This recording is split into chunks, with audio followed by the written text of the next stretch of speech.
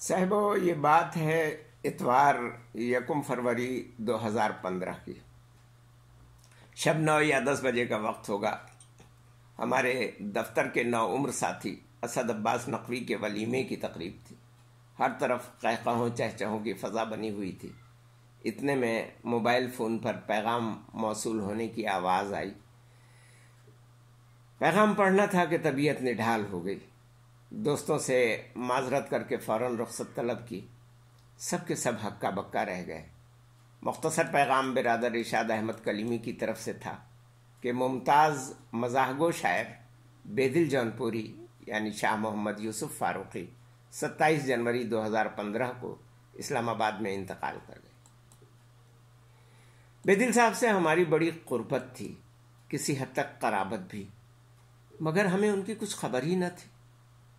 اسے شہری تمدن اربنائزیشن کا شاخسانہ کہیے یا شہر میں پھیلی ہوئی بے مروتی اور خود غرضی کی وبا کہ ان کا گھر بھی شاید ان کے بہت کم ساتھیوں نے دیکھا ہوگا. ان سے بیشتر ملاقاتیں مشاعروں یا سماجی تقریبات ہی میں ہوتی تھیں.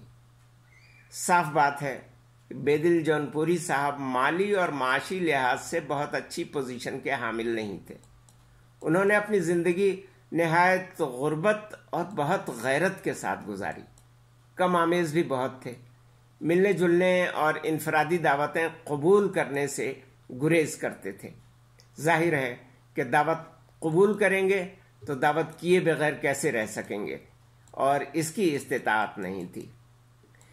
بیدل جونپوری صاحب سے ہماری پہلی ملاقات 1978 میں مشہور مزاح نگار شاہ محی الحق فاروقی مرحوم کے توسط سے اسلام آباد ہی میں ہوئی تھی. اس سال ہم بھی کراچی سے اسلام آباد پہلی بار گئے تھے. پہلی ہی ملاقات میں وہ بہت دلچسپ، فقرے باز اور مجلسی آدمی لگے. اس وقت آتش جوان تھا. آتش سے مراد یہ عاجز نہیں، بیدل صاحب. یہ عاجز تو اس وقت نوجوان تھا. ان کی ابھی شادی نہیں ہوئی تھی.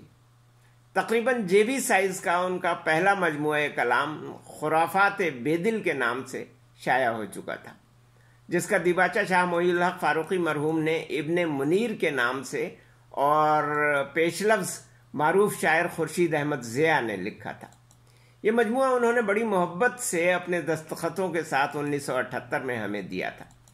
اس جیبی سائز کے مجموعے ہی نے ان کی دھوم مچا دی تھی. بعد میں جب ہم دفتری تبادلے کے نتیجے میں اسلام آباد منتقل ہو گئے اور ضمیر جعفری صاحب مرحوم کے محلے سے قریبی محلے میں رہنے لگے تو ہم نے دیکھا کہ ضمیر جعفری صاحب، انور مسعود صاحب، سرفراز شاہد صاحب اور دیگر شعراء بیدل صاحب کی بڑی قدر کرتے ہیں.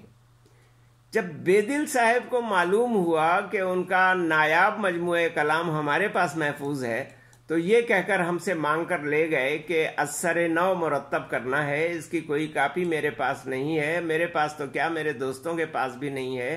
تو وہ کاپی وہ لے گئے. افسوس یہ کہ ان کی یہ پہلی اور آخری نشانی بھی ہمارے پاس نہیں رہی. نیا مجموعہ کلام خبر نہیں کہ آیا یا نہیں آیا. بہرحال تو بیدل صاحب کے شعر پڑھنے کا انداز بقول شخص گھاس کاٹنے کے انداز سے مماثل تھا.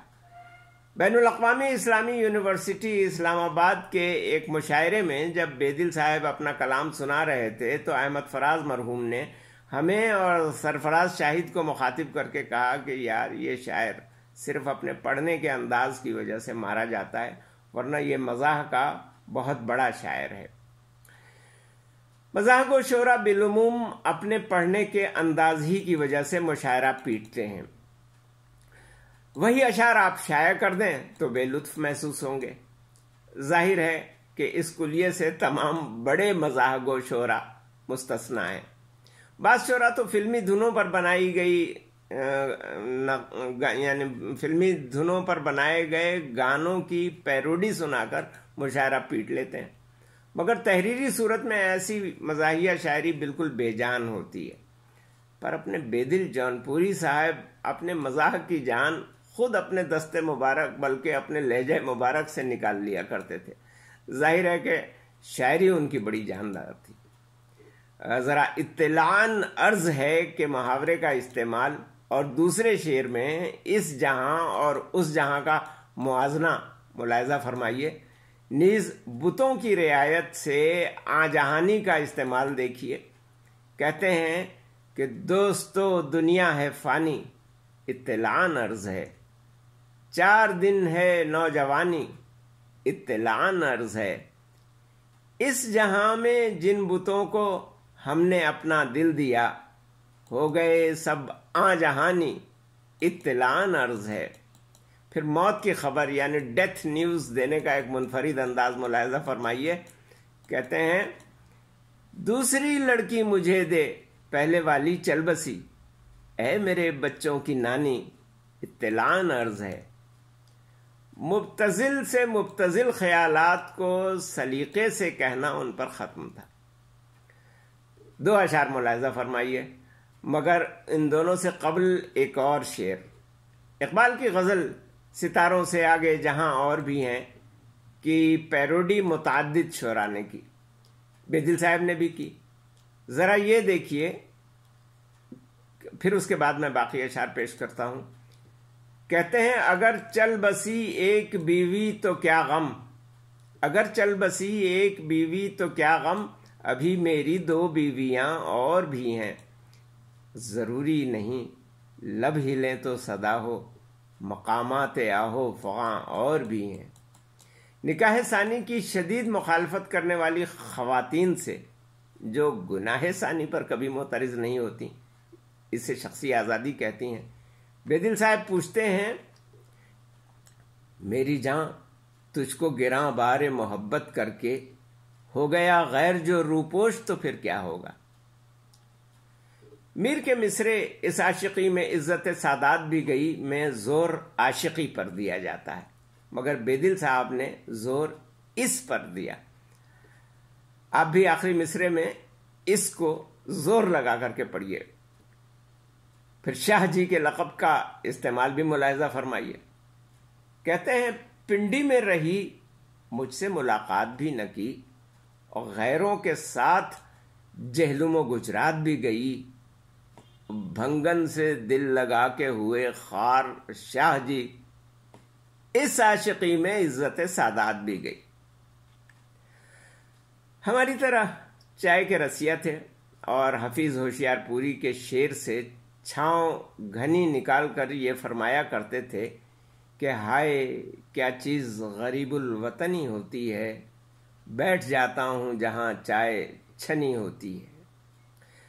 فارسی کے مصرے مشہور مصرع ہے کہ شب جائے کہ من بودم کا ترجمہ اور اس ترجمے کا استعمال ان اشعار میں ملاحظہ فرمائیے کہ کہتے ہیں بہت زوروں پہ وی سی آر تھا کل شب جہاں میں تھا، ہر ایک ناظر بڑا بیدار تھا کل شب جہاں میں تھا، سیاہ زلف پریشاں کے عوض شانے پہ چوٹی تھی، ستارہ تھا مگر دمدار تھا کل شب جہاں میں تھا، اندھیرا ہی اندھیرا چھا گیا ہے لوڈ شیڈنگ سے، نہ جانے کس طرف کو یار تھا کل شب جہاں میں تھا، اڑنچھو تھا سگے معشوق بے دل اپنی ڈیوٹی سے، نہ پہرا تھا نہ پہرے دار تھا کل شب جہاں میں تھا۔